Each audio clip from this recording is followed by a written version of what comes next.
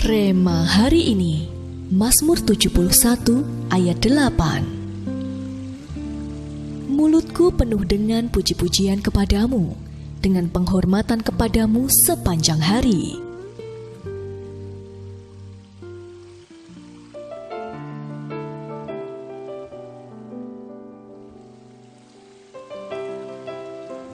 Tahukah kita bahwa Tuhan bertahta di atas setiap pujian dan penyembahan umat-Nya? Ketika pujian dinaikkan, maka Tuhan hadir.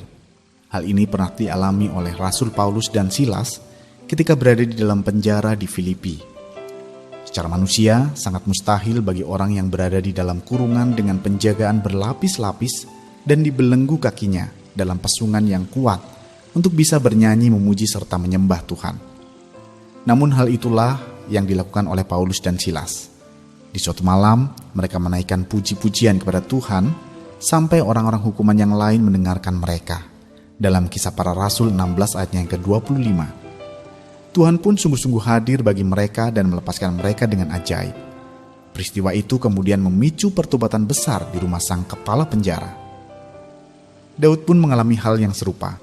Ia pernah ada di masa kelam saat ia dikejar-kejar dan hendak dibunuh Saul yang iri hati kepadanya.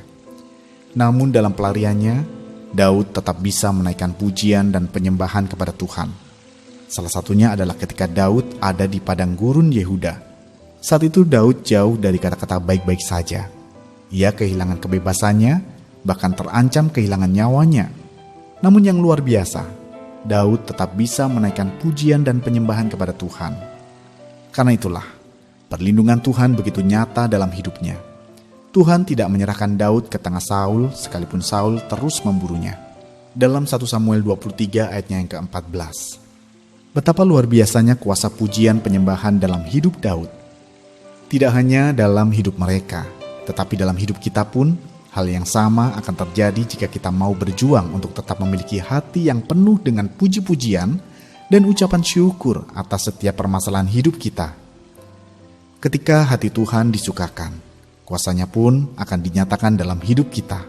Demikianlah puji-pujian kita mendatangkan pembelaan Tuhan, perlindungan Tuhan, dan mujizat Tuhan, sehingga kita pun bisa memperoleh damai sekalipun.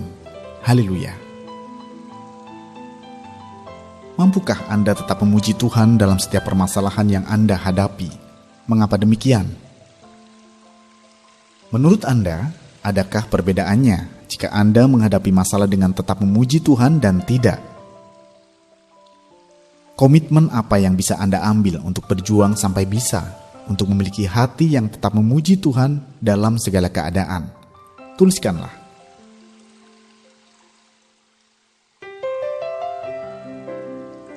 Roh Kudus, terima kasih atas Roh-Mu yang senantiasa ada dalam hidup kami.